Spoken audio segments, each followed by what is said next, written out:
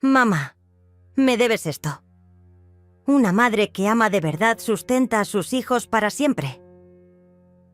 Esas fueron las palabras exactas que Patricia me dijo mientras el juez firmaba la orden judicial que me obligaba a pagarle pensión alimenticia.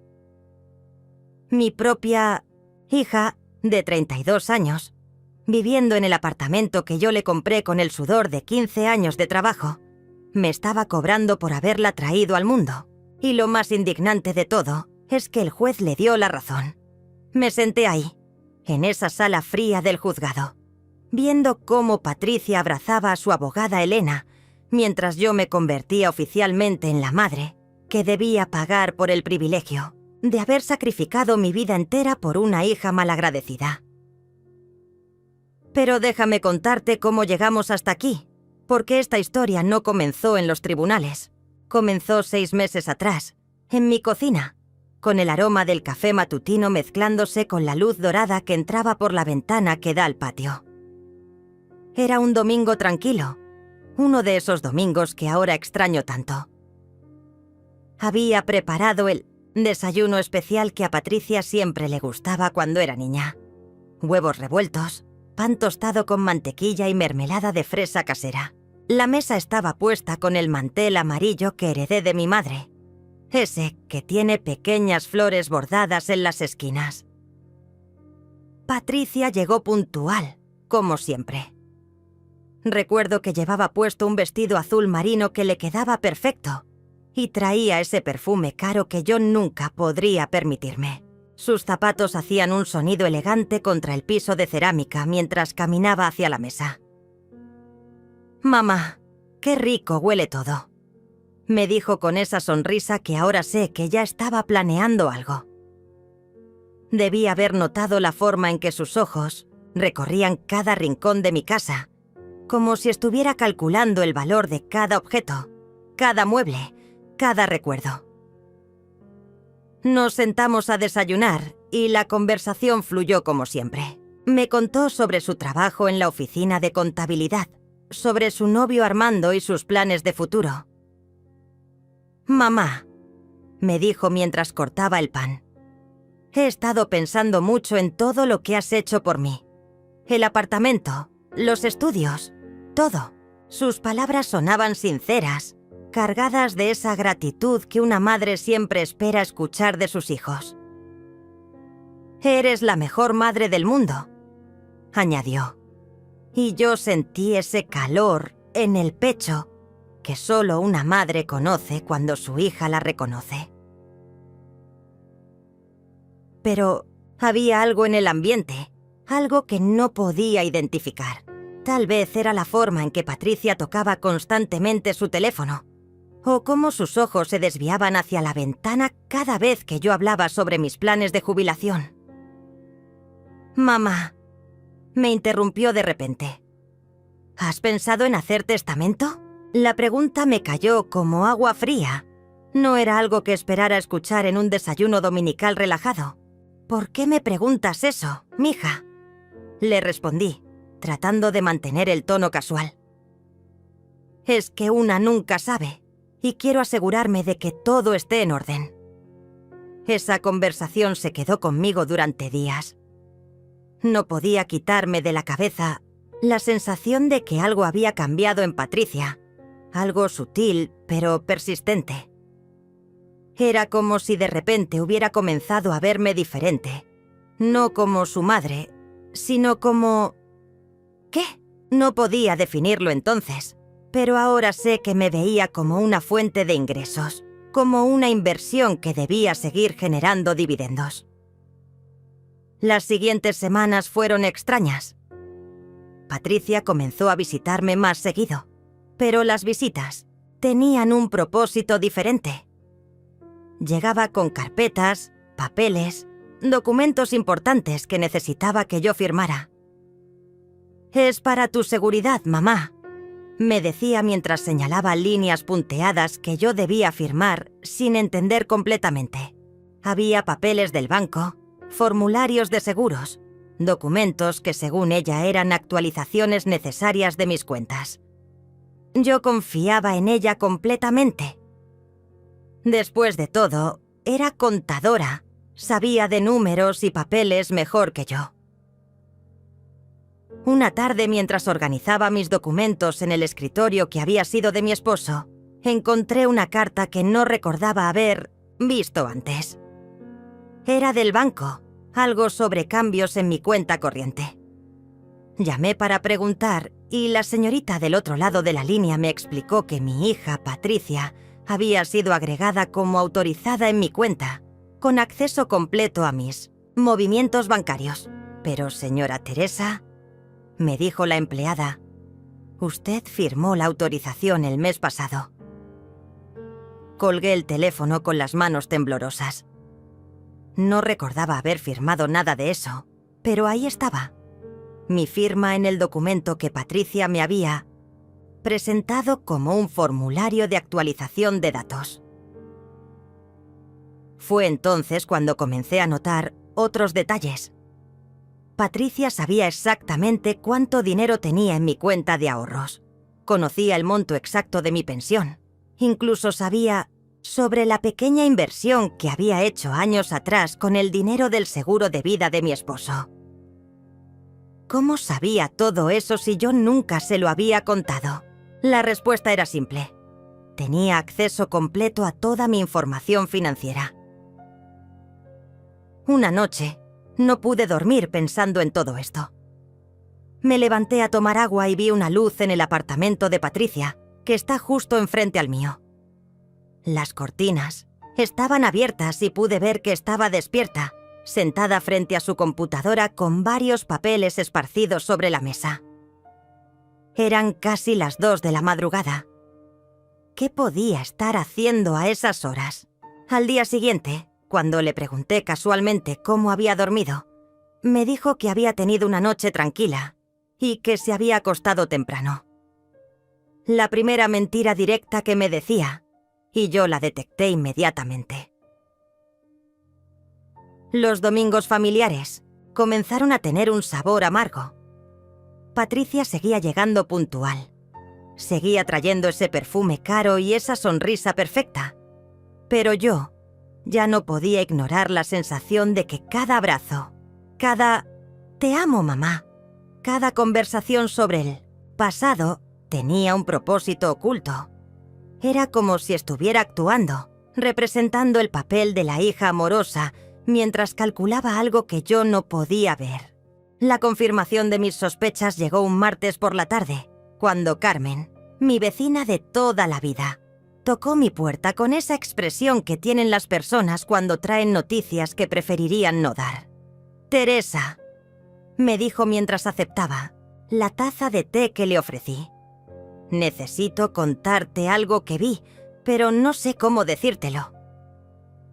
Sus manos temblaban ligeramente mientras sostenía la taza, y sus ojos evitaban los míos. Carmen y yo habíamos compartido 30 años de vecindad. Habíamos criado a nuestros hijos prácticamente juntas. Así que cuando ella tenía esa expresión, yo sabía que algo grave estaba por venir. «Vi a Patricia salir de tu apartamento el viernes pasado», comenzó Carmen eligiendo cada palabra cuidadosamente. «Tú no estabas, porque te vi salir hacia el mercado una hora antes. Pero ella tenía llaves, y estuvo ahí dentro por casi 2 horas». Mi estómago se contrajo. Yo no le había dado llaves adicionales a Patricia, solo tenía las que le había dado años atrás para emergencias. «No sería nada raro», continuó Carmen.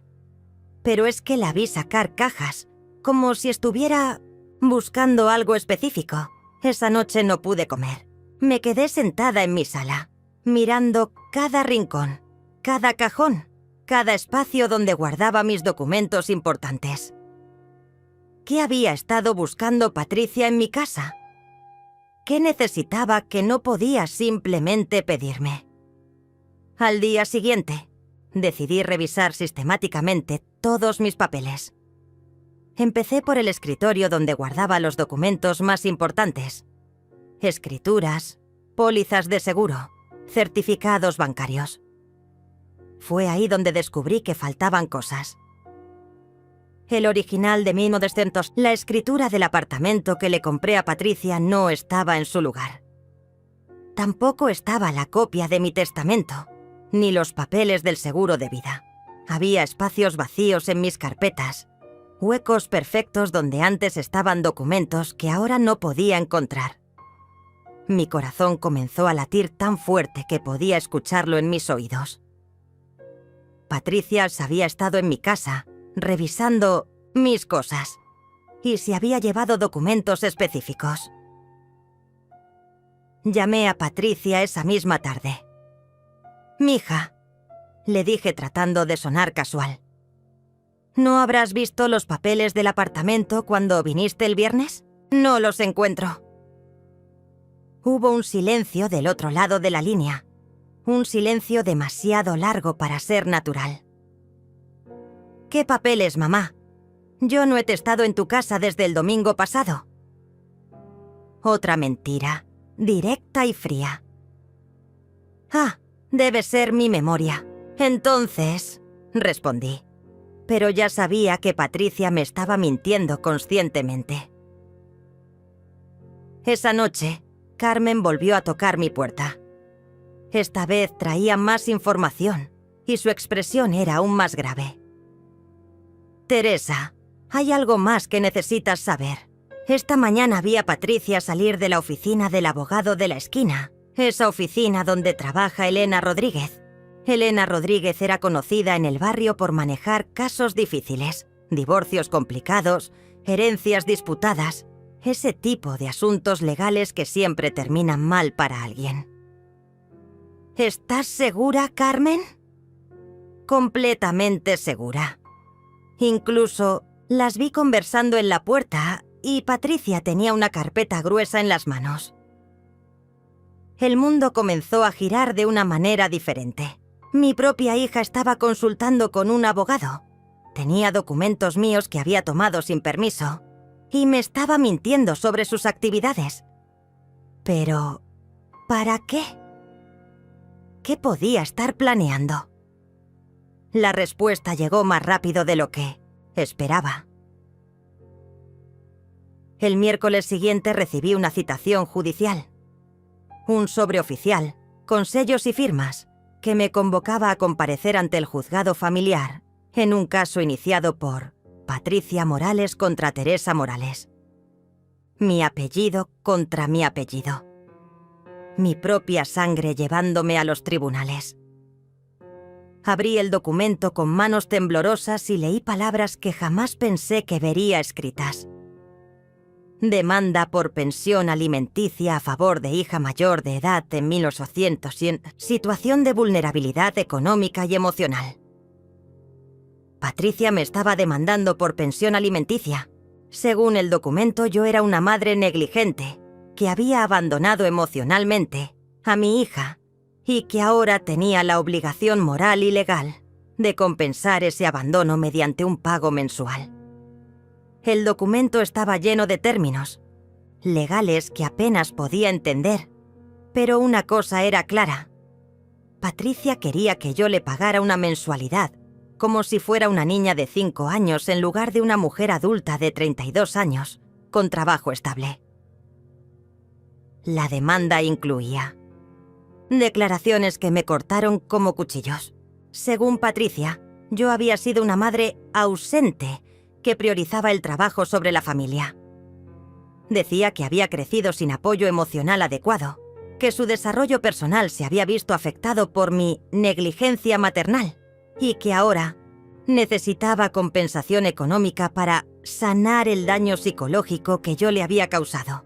Cada palabra era una puñalada, porque yo recordaba perfectamente todos los sacrificios que había hecho por ella. Las noches trabajando horas extras para pagarle la universidad, los domingos que pasé cocinando sus comidas favoritas en lugar de descansar, los años que ahorré peso por peso para comprarle ese apartamento. Pero lo más impactante de todo era que el documento incluía como evidencia copias de mis estados bancarios, mi declaración de ingresos y detalles específicos sobre mi situación financiera que solo alguien con acceso completo a mi información podría haber obtenido. Patricia había usado toda la información que había recopilado durante meses para construir un caso en mi contra. Llamé a un abogado esa misma tarde, Mauricio Herrera, un hombre mayor que había manejado algunos asuntos legales de mi esposo años atrás. Me recibió en su oficina con expresión seria. «Teresa», me dijo después de revisar la demanda. «Esto es muy inusual. Los casos de pensión alimenticia para hijos adultos son extremadamente raros y requieren circunstancias muy específicas». Le conté toda la historia. El apartamento que Iobe Tirsi le había comprado, los documentos desaparecidos, las mentiras, las visitas secretas a mi casa. «Hay algo que no me cuadra en este caso», me dijo Mauricio mientras revisaba los papeles. «La abogada de tu hija está pidiendo una cantidad mensual muy específica, basada en tus ingresos exactos. Eso significa que tienen información financiera muy detallada sobre ti». «¿Cómo la obtuvieron?» Le expliqué sobre los papeles que Patricia me había hecho firmar, sobre su acceso a mi cuenta bancaria, sobre los documentos que habían desaparecido de mi casa. Mauricio frunció el ceño. «Teresa, esto podría ser más complicado de lo que pensamos. Si tu hija tiene acceso a tu información financiera y ha estado tomando documentos de tu casa sin tu conocimiento, podríamos estar hablando de algo más serio que una simple demanda por pensión». Sus palabras me dieron escalofríos. «¿Qué? ¿Quieres decir?» «Quiero decir que tal vez esto no se trata solo de dinero mensual. Tal vez se trata de algo mucho más grande». Esa noche no pude dormir. Me quedé despierta pensando en todos los detalles que ahora cobraban sentido. Las preguntas sobre mi testamento, el acceso a mi cuenta bancaria, los documentos desaparecidos, las visitas secretas a mi casa. Patricia no estaba simplemente pidiendo dinero mensual. Estaba construyendo algo, un plan más amplio, y yo había sido demasiado ingenua para verlo hasta ahora. La verdad sobre el plan de Patricia comenzó a revelarse cuando decidí hacer algo que nunca pensé que tendría que hacer: espiar a mi propia hija. Era un sábado por la mañana cuando me senté junto a la ventana de mi sala con una taza de 100 café que se fue enfriando mientras observaba el apartamento que le había comprado. Desde mi posición podía ver perfectamente su ventana principal, y lo que vi me heló la sangre. Patricia estaba reunida con Elena, su abogada, pero no estaban solas. Había un hombre mayor que no reconocí, vestido con traje, y una mujer joven con carpetas y una cámara profesional. Estaban filmando algo, y Patricia estaba llorando frente a la cámara. Pero no eran lágrimas reales, porque entre tomas la veía reír y conversar normalmente con los otros.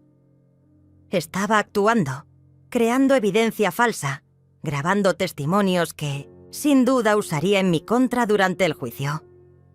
Me quedé ahí por 3 horas, documentando mentalmente todo lo que veía. La sesión de grabación duró casi 2 horas, y pude ver cómo Patricia cambiaba de ropa 2 veces, como si estuvieran filmando diferentes episodios de su supuesto sufrimiento. En un momento dado, la vi señalar hacia mi ventana mientras hablaba, con gestos dramáticos frente a la cámara. Estaba construyendo una narrativa, y yo era la villana de su historia. El lunes siguiente, Carmen me trajo información que confirmó mis peores sospechas. Su prima trabajaba en la inmobiliaria del centro y había visto algo que me preocupó profundamente. «Teresa», me dijo Carmen con voz temblorosa. «Patricia estuvo en la inmobiliaria preguntando sobre el valor actual del apartamento que le compraste. Pero no solo eso, también preguntó sobre los trámites para venderlo». Mis piernas se volvieron de gelatina. Patricia estaba evaluando vender el apartamento que yo le había comprado con tanto sacrificio. Pero, ¿cómo podía venderlo si yo nunca había transferido oficialmente la escritura a su nombre? La respuesta llegó cuando revisé mis documentos más cuidadosamente y descubrí algo que me dejó sin respiración. Entre los papeles que Patricia me había hecho firmar durante esas visitas rutinarias, había un documento de transferencia de propiedad. Yo recordaba vagamente haber firmado algo que ella describió como actualización de la póliza de seguro del apartamento, pero ahora veía claramente que era una cesión de derechos de propiedad. Mi propia hija me había engañado para que le transfiriera legalmente el apartamento, y ahora planeaba venderlo mientras me demandaba por pensión alimenticia. El plan era diabólico en su simplicidad: obtener el apartamento gratis, venderlo por una suma considerable y además conseguir que yo le pagara mensualmente por el resto de mi vida. Patricia había convertido el amor de una madre en un negocio, y yo había sido lo suficientemente ingenua para firmar mi propia trampa. Pero había más. Durante mi siguiente conversación con Mauricio, descubrimos otra capa del engaño. «Teresa», me dijo revisando los documentos que Patricia había presentado en la demanda, «tu hija declaró ante el juzgado que no tiene ingresos estables y que depende completamente de ti. Pero según mis investigaciones, ella trabaja a tiempo completo en una oficina de contabilidad con un salario bastante decente». Mauricio había contratado un investigador privado para verificar las declaraciones de Patricia, y los resultados eran devastadores para su caso. No solo tenía un trabajo estable, sino que también tenía ahorros considerables en una cuenta que había abierto recientemente. Además, vivía con su novio Armando, quien también contribuía a los gastos del hogar. Patricia había mentido completamente sobre su situación financiera para conseguir la pensión. «Hay algo más, Teresa», continuó Mauricio. «El investigador descubrió que tu hija ha estado publicando en redes sociales fotos de vacaciones caras, restaurantes elegantes y compras de lujo. Esto contradice completamente su declaración de vulnerabilidad económica». Me mostró las capturas de pantalla. Patricia en playas paradisíacas, cenando en restaurantes que yo nunca podría costear, usando ropa y accesorios que valían más que mi pensión mensual. Pero lo más revelador llegó cuando el investigador logró acceder a conversaciones que Patricia había tenido con amigas en redes sociales. En esos mensajes, ella se burlaba abiertamente de mí, diciendo cosas como: «Mi vieja es tan ingenua que firmó todo lo que le puse enfrente. Y después de años manteniéndome, ahora va a tener que pagarme oficialmente hasta que se muera». De las conversaciones era particularmente cruel. Patricia le escribía a una amiga: «Mi madre trabajó como esclava toda su vida para darme todo, y ahora yo voy a vivir cómodamente de esa misma culpa. Los padres existen para servir a los hijos, y si no lo entienden por las buenas, que lo entiendan por las malas». Leer esas palabras fue como recibir una bofetada de la realidad más fría.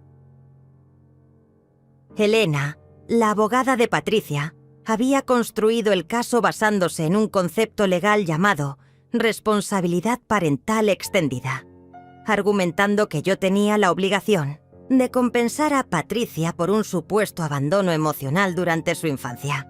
Habían presentado testimonios de expertos en psicología que nunca me habían evaluado, pero que describían el daño psicológico que yo supuestamente le había causado a mi hija por trabajar largas horas para mantenerla. La estrategia era brillante y malvada al mismo tiempo. Usaban mi amor y sacrificio como evidencia de mi culpa. Según su versión, yo había trabajado tanto para darle todo lo que necesitaba que la había abandonado emocionalmente y ahora debía pagar por ese supuesto abandono. Era una lógica retorcida que convertía cada sacrificio que había hecho por ella en una razón para castigarme. Mauricio me explicó que este tipo de casos eran extremadamente raros, pero que algunos jueces, especialmente aquellos con tendencias más progresivas en temas familiares, podían ser convencidos si la presentación era suficientemente convincente. «El problema, Teresa, es que tu hija y su abogada Han preparado esto meticulosamente. Tienen videos, declaraciones, informes psicológicos fabricados y una narrativa muy convincente sobre una madre trabajadora que supuestamente descuidó las necesidades emocionales de su hija. Durante los días previos al juicio, Patricia intensificó su actuación. Comenzó a visitarme más frecuentemente, pero ahora sus visitas tenían un propósito diferente. Llegaba con una grabadora oculta, tratando de provocar conversaciones que pudiera usar como evidencia. Me hacía preguntas cargadas como: «Mamá, ¿tú crees que fui una carga para ti cuando era niña? ¿O te arrepientes de haber tenido que trabajar tanto por mi culpa?» Al principio no entendía por qué sus preguntas habían cambiado tanto, pero cuando Mauricio me explicó las tácticas legales que estaban usando, todo cobró sentido. Patricia estaba tratando de conseguir que yo dijera algo, cualquier cosa que pudiera interpretarse como admisión de culpa o negligencia. Era una trampa emocional disfrazada de conversación familiar. La noche antes del juicio, no pude dormir. Me quedé despierta pensando en la niña que había criado, en todos los momentos tiernos que habíamos compartido, en las noches que la había cuidado cuando estaba enferma, en las veces que había sacrificado mis propias necesidades para satisfacer las suyas. ¿Cómo había llegado hasta aquí? ¿Cómo había criado a alguien capaz de convertir el amor maternal en un arma legal? El día del juicio llegó con una lluvia persistente que golpeaba las ventanas del juzgado como lágrimas furiosas. Me senté en la sala fría, mirando a Patricia del otro lado del pasillo, y por primera vez en mi vida no reconocí a la persona que había criado. Llevaba un vestido negro modesto, muy diferente a la ropa cara que usaba en sus redes sociales, y había cambiado su maquillaje habitual por una apariencia más vulnerable. Incluso su postura era diferente. Hombros caídos, manos entrelazadas, mirada baja. Era una actuación perfecta para el juez. Elena se levantó primero para presentar el caso de Patricia.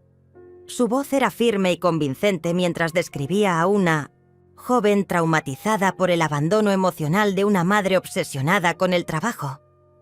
Según su versión, yo había sido una madre ausente que había priorizado mis obligaciones laborales sobre las necesidades emocionales de mi hija, causándole un daño psicológico que ahora requería compensación económica.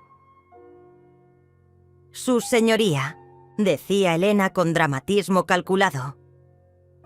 Patricia Morales creció prácticamente sola. Su madre, aunque físicamente presente en la casa, estaba emocionalmente ausente. Trabajaba largas horas, llegaba cansada y nunca tuvo tiempo para las necesidades emocionales básicas de una niña en crecimiento. Cada palabra era una puñalada, porque sabía que estaba tergiversando completamente la realidad de nuestra relación.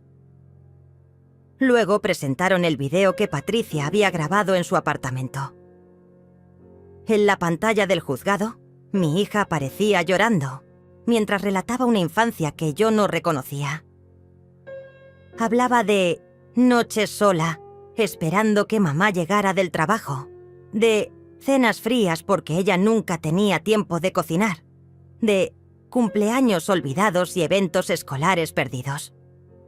Cada recuerdo era una mentira cuidadosamente construida, pero su actuación era tan convincente que incluso yo comencé a dudar de mis propios recuerdos. El momento más doloroso fue cuando Patricia miró directamente a la cámara y dijo: «Yo solo quiero que mi madre entienda que ser padre no termina cuando el hijo cumple 18 años. Una madre de verdad cuida a sus hijos toda la vida. Y si no lo hizo cuando debía, tiene la obligación de compensar ese vacío ahora». Sus lágrimas parecían tan reales que por un momento casi creí que realmente se sentía abandonada. Elena continuó presentando evidencias del supuesto abandono. Certificados escolares donde aparecía como mi representante en eventos que supuestamente no había atendido, pero yo recordaba claramente haber estado ahí. Fotografías de Patricia niña, sola, en cumpleaños, donde habían cortado cuidadosamente a todas las personas que estábamos celebrando con ella. Y testimonios de vecinos que habían sido manipulados para declarar que me veían siempre trabajando. Nunca con la niña. Cuando fue mi turno de testificar, Mauricio me había preparado para mantener la calma. Pero escuchar esas mentiras sobre mi propia vida era casi insoportable. «Señora Teresa», me preguntó Elena durante el contrainterrogatorio, «¿usted trabajaba más de 10 horas diarias cuando Patricia era niña?» «Sí», respondí, «pero lo hacía para poder mantenerla y darle todo lo que necesitaba». ¿Y no considera que una niña necesita tiempo de calidad con su madre más que cosas materiales? Era una trampa perfecta. Si decía que sí, admitía negligencia. Emocional. Si decía que no, parecía una madre insensible que no entendía las necesidades de los niños. Yo le daba todo mi amor disponible, respondí finalmente. Y trabajaba extra para asegurarme de que nunca le faltara nada. Elena sonrió de manera casi imperceptible. Mi respuesta había confirmado exactamente lo que ella quería probar, que yo había priorizado lo material sobre lo emocional. El testimonio de Patricia fue devastador. Subió al estrado con la misma actuación vulnerable que había ensayado y relató una versión de su infancia que sonaba creíble para alguien que no hubiera vivido nuestra verdadera historia. Habló de tardes sola haciendo tareas mientras mamá trabajaba, de noches llorando porque ella llegaba demasiado cansada para escucharme, de una adolescencia criándome prácticamente sola. ¿Qué siente hacia su madre ahora?, le preguntó Elena. Patricia me miró directamente y dijo: amor, pero también dolor. Entiendo que ella hizo lo que creyó mejor, pero eso no borra el daño que me causó. Una madre tiene la responsabilidad de estar ahí emocionalmente para sus hijos, y cuando no cumple esa responsabilidad, debe hacer algo para reparar ese daño. Era increíble cómo había convertido su amor hacia mí en una demanda legal. Mauricio trató de desmontar la narrativa, presentando evidencia de la verdadera situación financiera de Patricia, sus publicaciones en redes sociales y las contradicciones en su testimonio. Mostró al juez las fotos de sus vacaciones caras, sus compras de lujo y sus declaraciones de independencia económica en redes sociales. «Su señoría», argumentó Mauricio, «la demandante no solo no necesita apoyo económico, sino que ha estado viviendo un estilo de vida que su propia madre no puede permitirse». Pero Elena tenía una respuesta preparada para todo. Según ella, las compras y viajes de Patricia eran compensaciones emocionales por el trauma de su infancia, gastos terapéuticos para lidiar con el abandono maternal. Incluso había conseguido un psicólogo que nunca me había evaluado, pero que testificó sobre el patrón típico de comportamiento en hijos de madres emocionalmente ausentes. El momento decisivo llegó cuando Elena presentó lo que llamó la evidencia más contundente. Una grabación de audio donde supuestamente yo admitía haber sido una madre negligente. En la grabación se escuchaba mi voz diciendo: «Tienes razón, tal vez no fui la madre que necesitabas. Tal vez trabajé demasiado y no te presté suficiente atención». El problema era el contexto. Esas palabras habían sido extraídas de una conversación donde Patricia me había hecho sentir culpable por trabajar tanto, y yo había tratado de calmarla diciendo que tal vez podríamos haber hecho las cosas diferente. Pero editada y presentada sin contexto, sonaba como una confesión de negligencia maternal. El juez escuchó todo con expresión seria. Era un hombre mayor, probablemente padre él mismo, y podía ver en sus ojos que la presentación de Elena había tenido impacto. Durante el receso, Mauricio me dijo que el caso estaba más complicado de lo que esperábamos. Teresa, la narrativa que han construido es muy convincente y el juez parece estar considerando seriamente sus argumentos. Cuando regresamos para escuchar el veredicto, mi corazón latía tan fuerte que estaba segura de que todos en la sala podían escucharlo. El juez comenzó a hablar sobre las responsabilidades parentales que no terminan con la mayoría de edad, sobre la importancia del cuidado emocional en el desarrollo infantil y sobre la necesidad de reparar daños causados por negligencia parental. Después de revisar toda la evidencia presentada, dijo el juez, este tribunal encuentra que existe suficiente evidencia para determinar que la demandante sufrió negligencia emocional durante su infancia, negligencia que ha tenido un impacto duradero en su bienestar psicológico. Sentí como si el mundo se desplomara a mi alrededor. Por lo tanto, continuó el juez, este tribunal ordena que la demandada, Teresa Morales, pague una pensión alimenticia mensual de $500 a la demandante, Patricia Morales, hasta que la demandante demuestre independencia económica completa o hasta que se presenten circunstancias que modifiquen esta orden. El martillo del juez resonó como un disparo. Patricia había ganado. Mi propia hija había conseguido que me condenaran a pagarle $500 mensuales por el resto de mi vida, usando como evidencia el amor y sacrificio que había demostrado trabajando incansablemente para darle todo. Salí del juzgado sintiéndome como una criminal convicta. Patricia me siguió hasta la calle y por un momento pensé que tal vez vendría a disculparse, a explicarme que todo había sido un malentendido terrible. Pero cuando me alcanzó, sus primeras palabras fueron: «Mamá, espero que ahora entiendas que una madre siempre debe cuidar a sus hijos. Este dinero no es un castigo, es justicia». Su sonrisa era la misma de cuando era niña y conseguía lo que quería, pero ahora tenía un filo que me cortaba el alma. «Patricia», le dije con voz quebrada, «¿cómo pudiste hacerme esto? Yo trabajé toda mi vida para darte todo lo que necesitabas». Ella suspiró como si fuera una niña explicándole algo obvio a un adulto lento. «Mamá, darme cosas no es lo mismo que darme atención. Tú me compraste un apartamento, sí, pero nunca me diste tu tiempo. Ahora vas a compensar esos años perdidos, pagándome por el resto de tu vida. Es lo justo». Durante las siguientes semanas, Patricia se comportó como si nada hubiera cambiado entre nosotras. Seguía visitándome los domingos, seguía trayendo ese perfume caro y esa sonrisa falsa. Pero ahora había una diferencia. Cada conversación incluía referencias sutiles al dinero que debía pagarle. «Mamá, recuerda que el pago es el día, 15 de cada mes», me decía mientras comía el almuerzo que yo había preparado. «Oh, espero que no olvides que ahora tienes una responsabilidad financiera conmigo». Lo más doloroso era ver cómo había convertido nuestra relación en una transacción comercial. Ya no era su madre, era su fuente de ingresos obligatoria.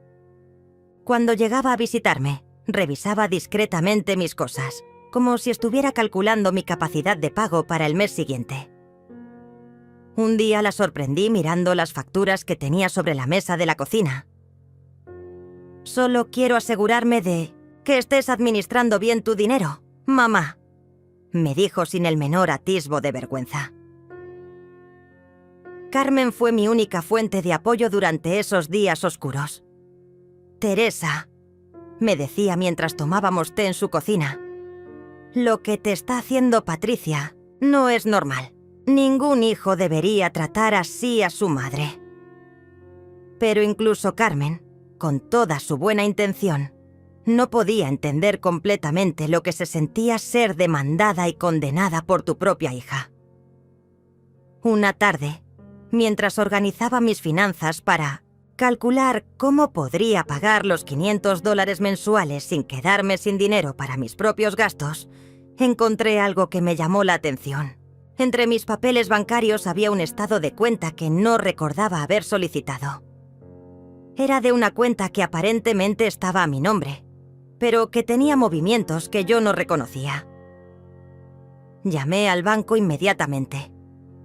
La empleada que me atendió me explicó que esa cuenta había sido abierta 3 meses atrás, con mi firma y mi documentación, pero con Patricia como beneficiaria autorizada. «Señora Teresa», me dijo la empleada revisando los registros, «esta cuenta tiene transferencias automáticas programadas desde su cuenta principal. Cada mes se transfieren $500 a una cuenta externa». Mi sangre se heló. Patricia no había esperado a que empezara a pagarle la pensión ordenada por el juez. Había estado cobrándose por adelantado durante meses, usando documentos falsificados y mi información personal. La cuenta externa a la que se transfería el dinero era una cuenta a nombre de Armando, su novio, pero que claramente estaba siendo manejada por Patricia. Esa noche no pude dormir. No solo me habían condenado a pagar una pensión injusta, sino que Patricia había estado robándome durante meses antes del juicio. Había usado mi firma falsificada para crear una cuenta bancaria fraudulenta y programar transferencias automáticas que yo desconocía. Era un nivel de traición que iba más allá de cualquier cosa que hubiera imaginado posible. Al día siguiente confronté a Patricia directamente. Llegué a su apartamento, el apartamento que yo le había comprado, con los estados de cuenta en 1800 la mano. «Patricia», le dije mostrándole los papeles, «necesitas explicarme qué es esta cuenta y por qué se está transfiriendo dinero de mi cuenta bancaria sin mi autorización». Su reacción fue lo que más me impactó. No se mostró sorprendida, ni culpable. Se mostró molesta porque había descubierto su esquema. «Mamá», me dijo con esa misma sonrisa fría, «el juez ordenó que me pagaras $500 mensuales. Yo solo me aseguré de que no se te olvidara cumplir con tu obligación». Le expliqué que las transferencias habían comenzado antes del juicio, pero ella tenía una respuesta para todo. «Era un adelanto, mamá. Yo sabía que ibas a tener que pagarme de todas formas, así que simplifiqué el proceso». Fue en ese momento cuando finalmente entendí que Patricia no se había convertido en una persona diferente después del juicio. Siempre había sido así. Había estado planeando esto durante años, tal vez desde el momento en que le compré el apartamento. Todo había sido calculado. Las visitas frecuentes para conseguir mi información financiera, los papeles que me hizo firmar bajo pretextos falsos, incluso las grabaciones de nuestras conversaciones familiares. Yo no había criado a una hija. Había criado a una estafadora. «Patricia», le dije con una calma que me sorprendió a mí misma, «esto se acabó. Voy a cancelar esas transferencias automáticas y voy a reportar esta cuenta fraudulenta al banco». Ella se rió, una risa fría que nunca había escuchado antes.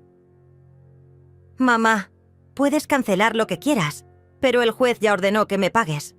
Si no lo haces voluntariamente, haré que te embarguen tu pensión». Era cierto. Aunque cancelara las transferencias fraudulentas, seguía legalmente obligada a pagarle la pensión ordenada por el juez. Patricia te había construido un sistema perfecto. Si pagaba voluntariamente, ella cobraba sin problemas. Si me resistía, podía usar el poder judicial para embargar mis ingresos. En cualquier caso, ella ganaba. Esa noche, sentada en mi sala vacía, mirando las fotos familiares que ahora me parecían burlas crueles del pasado, tomé una decisión que cambiaría todo.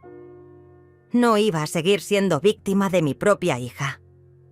No, iba a permitir que convirtiera el resto de mi vida en un infierno financiero y emocional.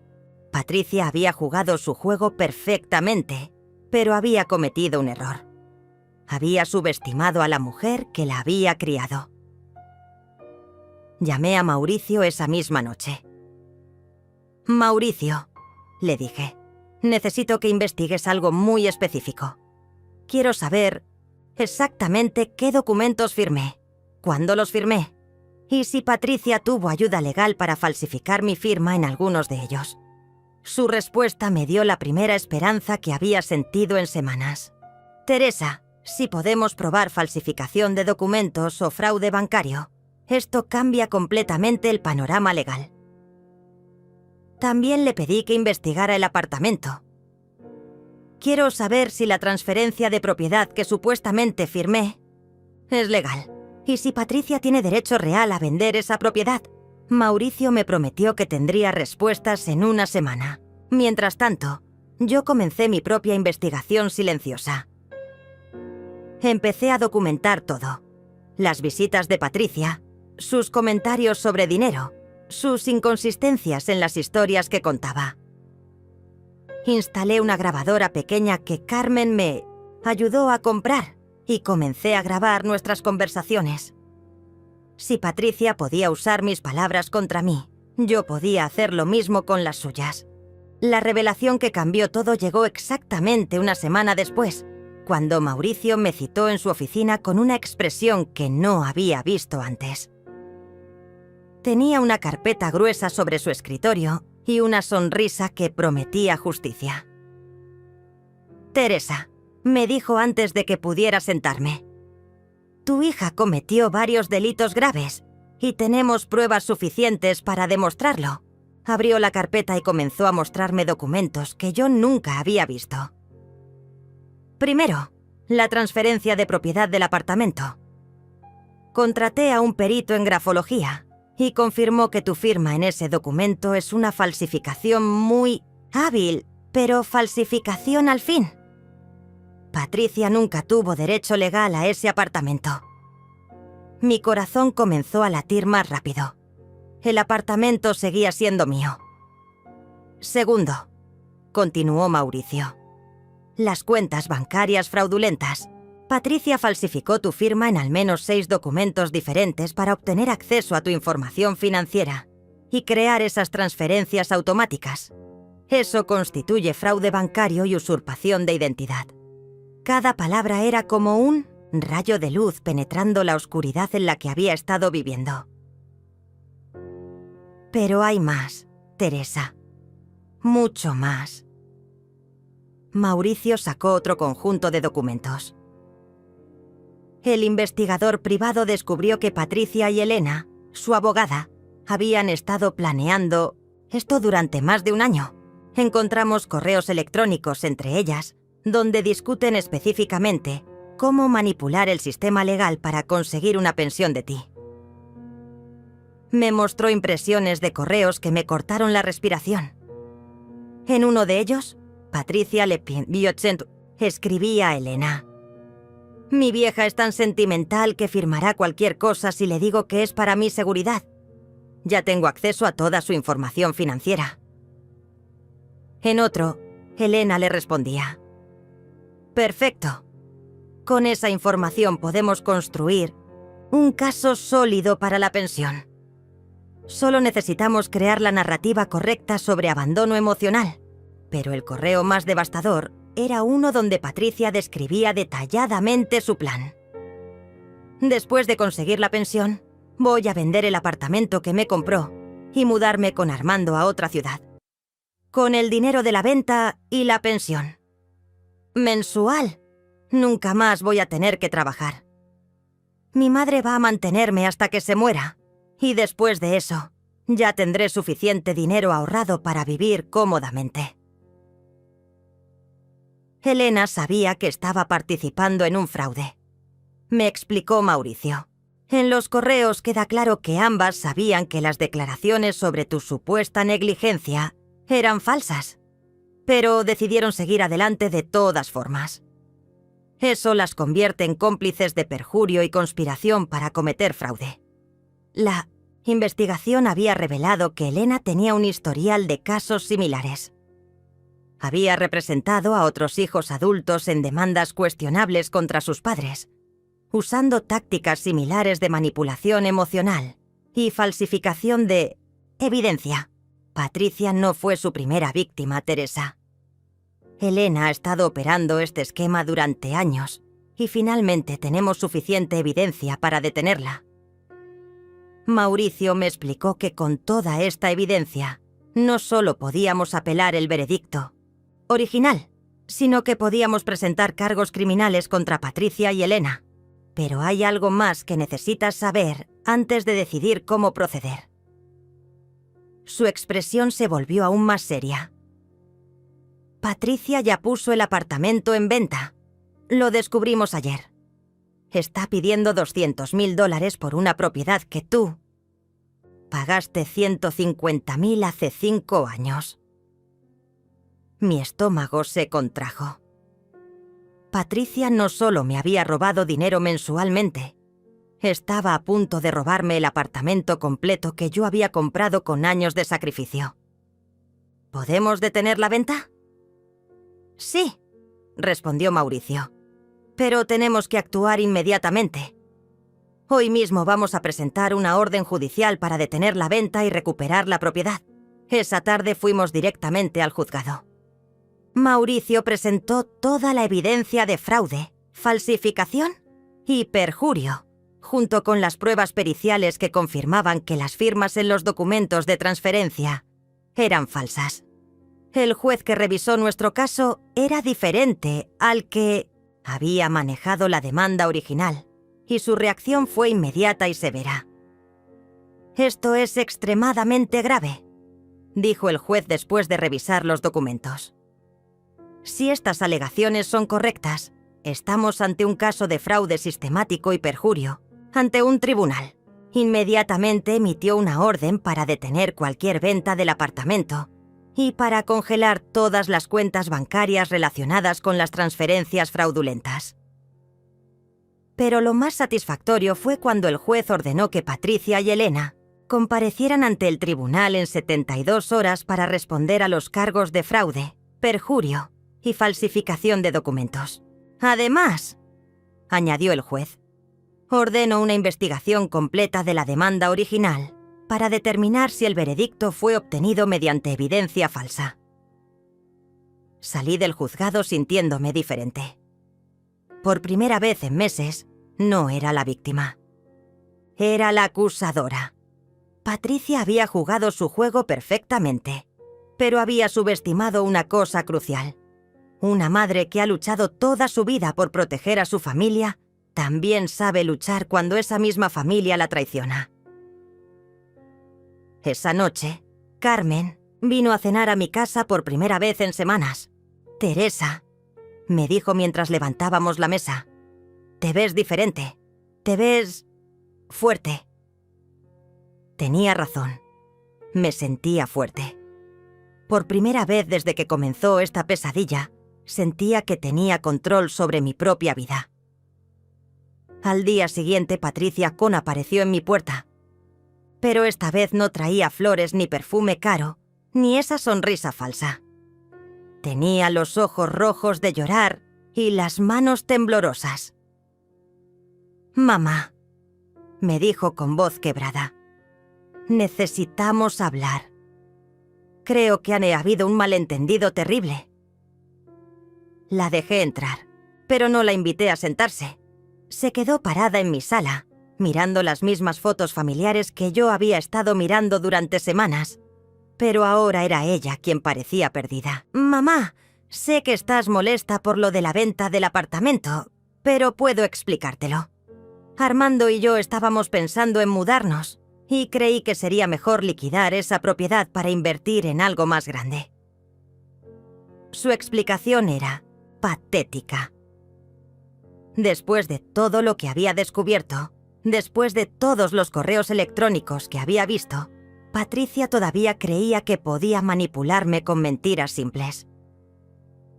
«Patricia», le dije con una calma que me sorprendió, «ya no necesitas seguir actuando. Sé todo sobre los correos con Elena, sobre las firmas falsificadas, sobre las cuentas bancarias fraudulentas. Se acabó el juego. Su expresión cambió instantáneamente. La máscara de vulnerabilidad se desvaneció y por primera vez vi a la verdadera Patricia, fría, calculadora y completamente sin remordimiento. «Mamá», me dijo con una sonrisa que ya no era dulce sino amenazante. «Puedes saber lo que quieras, pero el juez ya ordenó que me pagues. Esa orden sigue vigente hasta que se demuestre lo contrario. Y mientras tanto, yo voy a cobrar cada peso. ¿Qué me debes? De hecho», continuó, «si tratas de interferir con la venta del apartamento o de detener los pagos, voy a asegurarme de que te embarguen todo lo que tienes. Tengo derecho legal a esa pensión y voy a usar todos los recursos legales disponibles para asegurarme de que me pagues hasta el último centavo». Fue en ese momento cuando finalmente vi quién era realmente mi hija. No era una víctima traumatizada, que necesitaba compensación emocional. Era una estafadora profesional que había usado mi amor maternal como herramienta para robarme. Y ahora que su plan estaba siendo expuesto, estaba mostrando su verdadera naturaleza, despiadada y completamente sin escrúpulos. «Patricia», le dije manteniendo esa calma nueva que había encontrado. «Mañana a las 10 de la mañana tú y Elena van a comparecer ante el juez para responder por fraude, perjurio y falsificación de documentos. Los correos electrónicos que intercambiaron describiendo su plan para estafarme ya están en manos de la fiscalía. Por primera vez desde que la conocía, vi miedo real en los ojos de mi hija. Su arrogancia se desplomó como un castillo de naipes. «¿Qué correos? Yo no sé de qué hablas». Pero su voz tembló y supe que sabía exactamente de qué le estaba Finoz hablando. «Los correos donde le escribes a Elena que soy tan sentimental que firmaré cualquier cosa, Patricia. Los correos donde planean vender el apartamento y vivir del dinero que me roben por el resto de sus vidas». Patricia se sentó pesadamente en mi sofá, el mismo sofá donde habíamos compartido tantos domingos familiares, que ahora sabía que habían sido completamente falsos. «Mamá», me dijo, y por primera vez en meses su voz sonaba como la de la niña que yo recordaba. «Puede que hayamos cometido algunos errores, pero todo lo que hice fue porque realmente me sentía abandonada. El dinero no era lo importante. Era increíble. Incluso enfrentada con evidencia irrefutable de su plan de estafa, Patricia seguía tratando de manipularme emocionalmente. «Patricia», le respondí, «leí el correo donde escribiste que después de vender el apartamento y conseguir la pensión, nunca más ibas a tener que trabajar, porque yo te iba a mantener hasta que muriera. Eso no suena como alguien que se siente abandonada. Suena como alguien que ve a su madre como una máquina de hacer dinero». Fue entonces cuando Patricia mostró su verdadero rostro. Se levantó del sofá con una furia que nunca había visto antes y me gritó: «Tú me debes esto. Trabajaste tanto que nunca tuviste tiempo para ser una madre de verdad. Todo lo que conseguí en la vida lo conseguí sola, sin tu ayuda emocional. Es justo que ahora me compenses por todos esos años que me ignoraste». Su grito resonó en mi sala pequeña y súbitamente todo quedó claro. Patricia realmente creía que yo le debía dinero por haber trabajado para mantenerla. En su mente retorcida, cada hora extra que había trabajado para pagarle la universidad, cada fin de semana que había sacrificado para comprarle ropa bonita, cada noche que había llegado cansada después de limpiar oficinas para que ella pudiera tener todo lo que necesitaba, todo eso se había convertido en evidencia de negligencia que merecía compensación económica. «Sal de mi casa», le dije con una voz que no reconocía como mía. «Ahora mismo». y no vuelvas hasta que seas capaz de admitir lo que realmente has hecho». Patricia me miró como si no pudiera creer lo que acababa de escuchar. En 32 años, yo nunca le había levantado la voz ni le había ordenado que se fuera. «No puedes echarme, mamá. Soy tu hija». Pero ya no había súplica en su voz, sino amenaza. «Y soy tu acreedora legal. Tengo derecho a estar aquí, tengo derecho a ese dinero y tengo derecho a vender ese apartamento».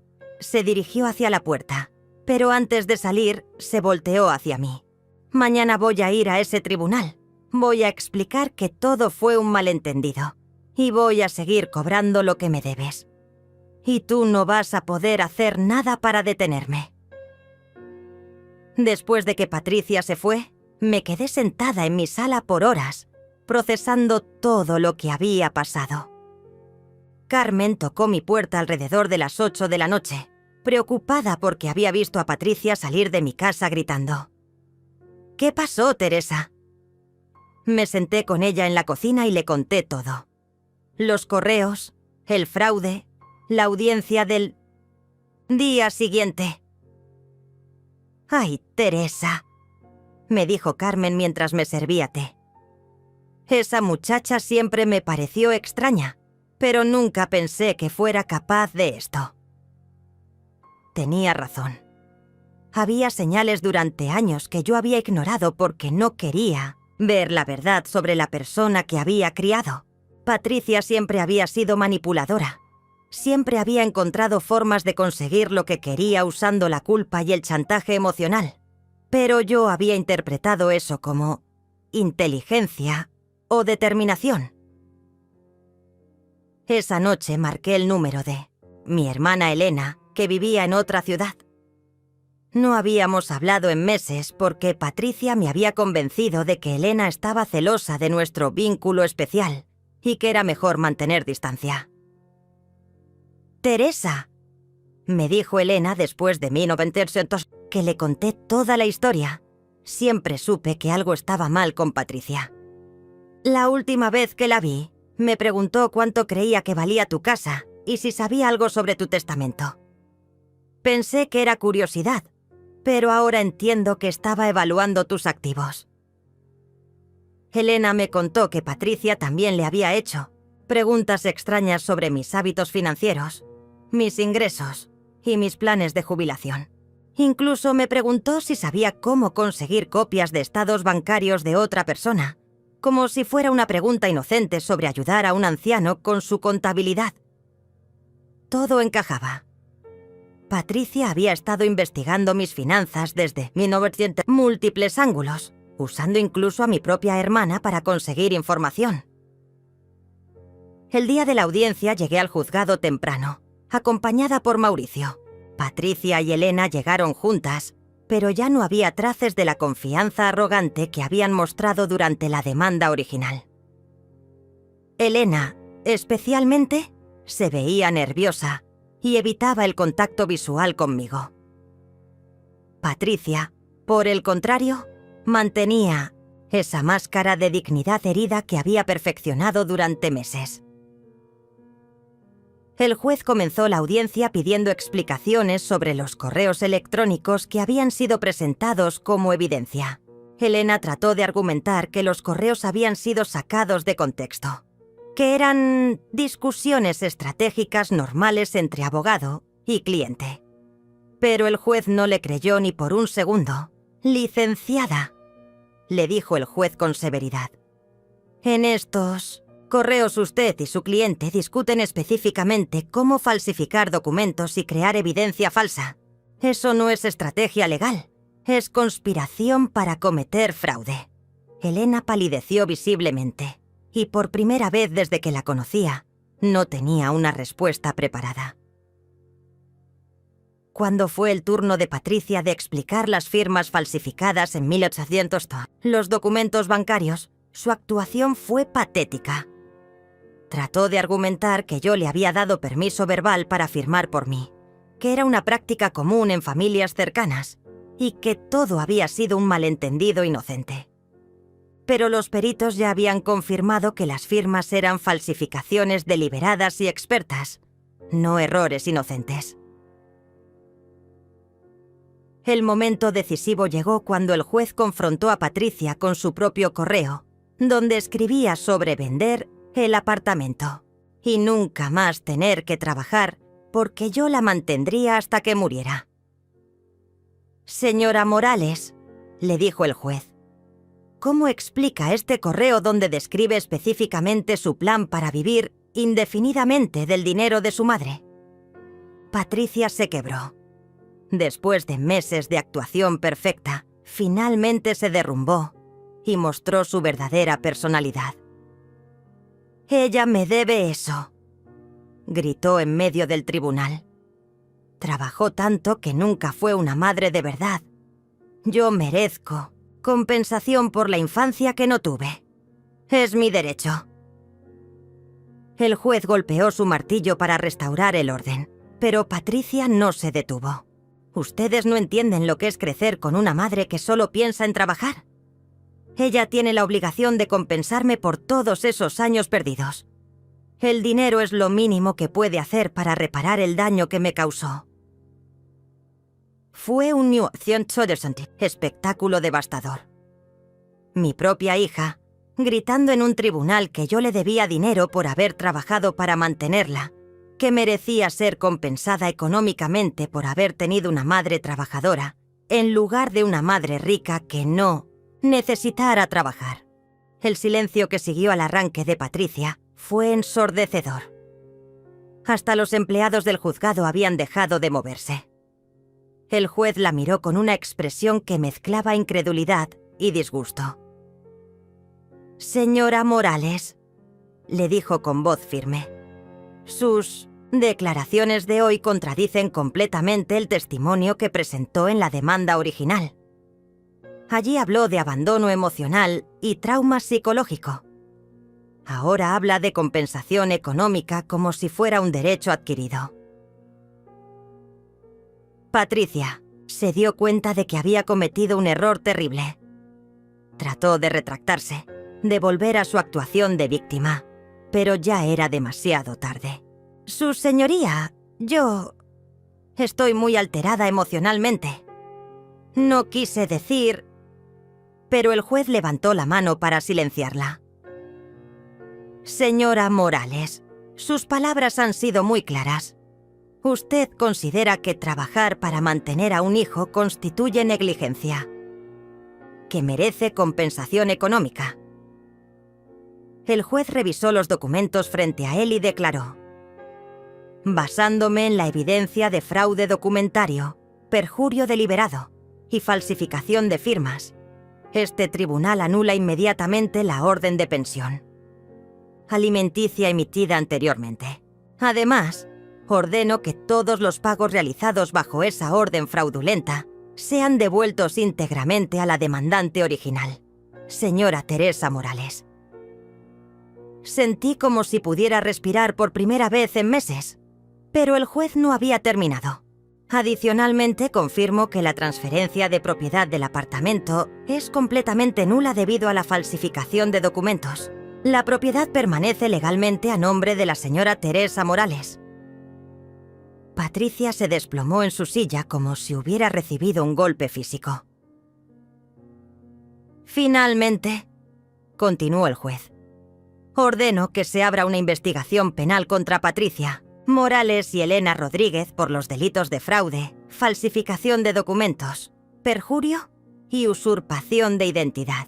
Ambas permanecerán disponibles para la justicia hasta que concluya esta investigación». Elena, que había permanecido callada durante todo el procedimiento, finalmente habló. «Su señoría, solicito clemencia para mi cliente. Ella actuó por desesperación emocional, no por malicia». Pero el juez no mostró ninguna simpatía. «Licenciada Rodríguez, los correos electrónicos demuestran premeditación y planificación detallada durante más de un año. Esto no fue desesperación. Fue una estafa sistemática». Después de la audiencia, Patricia me siguió hasta el estacionamiento del juzgado. Ya no gritaba. Ahora suplicaba. «Mamá, por favor, tienes que ayudarme. Van a quitarme mi licencia de 1800. Trabajo, tal vez me metan a la cárcel. Soy tu hija. No puedes abandonarme ahora». Era increíble cómo había vuelto a convertirse en la niña vulnerable cuando necesitaba algo de mí. «Patricia», le dije deteniéndome junto a mi coche. «Durante meses me convertiste en una criminal en tu historia. Me presentaste como una madre negligente que había traumatizado a su hija y merecía ser castigada económicamente. Ahora que las consecuencias de tus acciones te alcanzan, quieres que vuelva a ser tu madre protectora». La miré directamente a los ojos. «No puedes ser las dos cosas según te convenga». «Pero mamá», insistió con lágrimas que ahora parecían reales. «Todo esto comenzó porque realmente me sentía abandonada. Tal vez tomé las decisiones equivocadas, pero mis sentimientos eran genuinos. Incluso en ese momento, incluso después de haber sido expuesta completamente, Patricia seguía tratando de manipular mi culpa maternal». «Patricia», le respondí, «si realmente te sentías abandonada, había 1000 formas de hablar conmigo sobre eso. Podías haberme dicho directamente que necesitabas más tiempo juntas, más conversaciones, más atención emocional. En lugar de eso, decidiste falsificar documentos, robar mi dinero y llevarme a los tribunales con mentiras». Subí a mi coche. «Esas no son las acciones de alguien que busca sanación emocional. Son las acciones de alguien que busca dinero fácil». Mientras manejaba, de regreso a casa, me sentí extrañamente en paz. Por primera vez en meses, mi futuro me pertenecía otra vez. No tendría que pagar pensión a una hija adulta que había convertido mi amor en un esquema de estafa. No perdería el apartamento que había comprado con años de sacrificio. Y más importante, ya no tenía que vivir con la culpa de haber sido supuestamente una mala madre. Esa noche llamé a Elena, mi hermana, para contarle lo que había pasado en el tribunal. «Teresa», me dijo después de escuchar toda la historia, «siempre me preocupó que Patricia te tuviera tan aislada. Una hija que ama a su madre no trata de separarla de su familia». Tenía razón. Durante años, Patricia le había trabajado sistemáticamente para aislarme de otras relaciones, convenciéndome de que ella era la única persona que realmente me entendía y me amaba.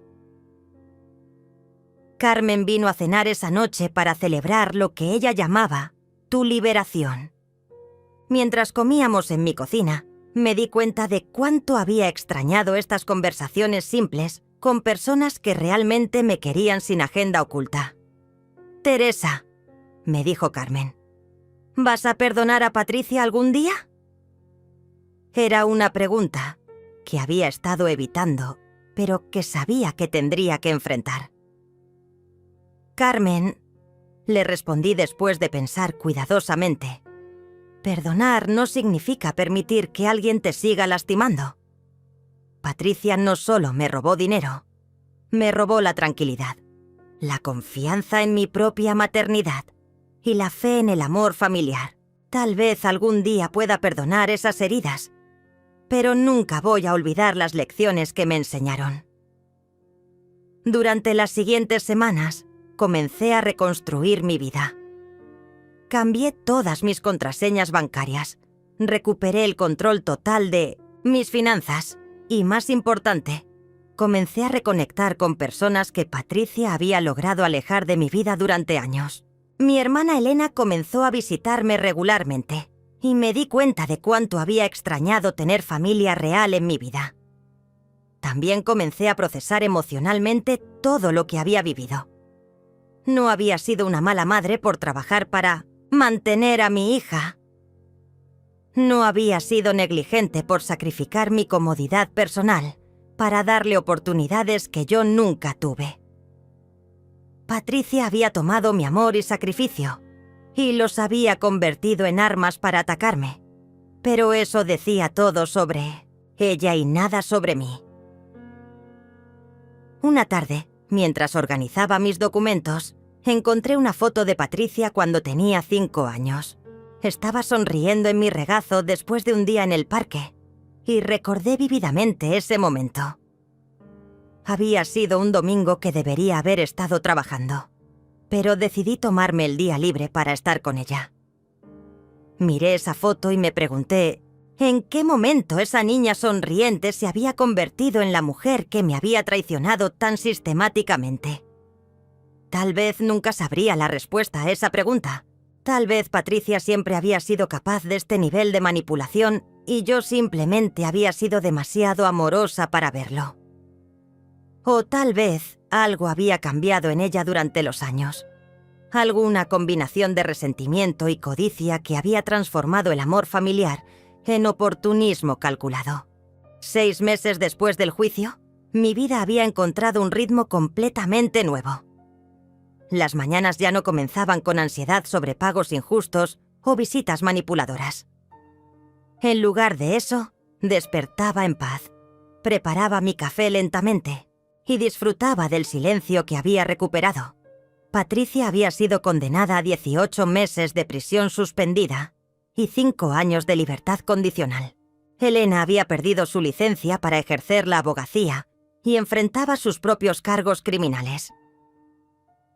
La investigación penal había revelado que Patricia y Elena habían operado esquemas similares con al menos otras 3 familias. Habían perfeccionado el arte de convertir el amor parental en culpa legal y luego transformar esa culpa en dinero. Pero su ambición las había traicionado. Al intentar estafar a múltiples víctimas simultáneamente, habían dejado un rastro de evidencia que los investigadores pudieron seguir fácilmente. Patricia nunca volvió a contactarme después del juicio. No hubo cartas pidiendo perdón. No hubo llamadas llorando arrepentimiento. No hubo intentos de reconciliación. Su silencio fue la confirmación final de que nuestra relación había sido transaccional desde su perspectiva.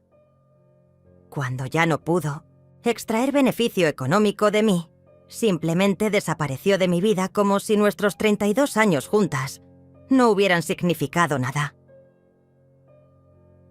Un día, mientras paseaba por el mercado del barrio, me encontré con una de las amigas de Patricia, de la universidad. «Señora Teresa», me dijo, «supe lo que pasó con Patricia. Quiero que sepa que muchos de nosotros siempre vimos señales de que algo no estaba bien con ella». Me contó que durante la universidad, Patricia había estafado dinero a varios compañeros, con historias inventadas sobre emergencias familiares. Siempre hablaba de usted como su plan de jubilación, como si fuera una broma, pero ahora entendemos que lo decía en serio. Esta conversación me ayudó a entender que los problemas de inmobiliación Patricia no habían comenzado con nuestra demanda.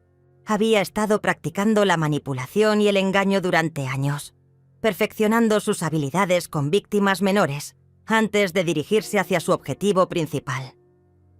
Yo.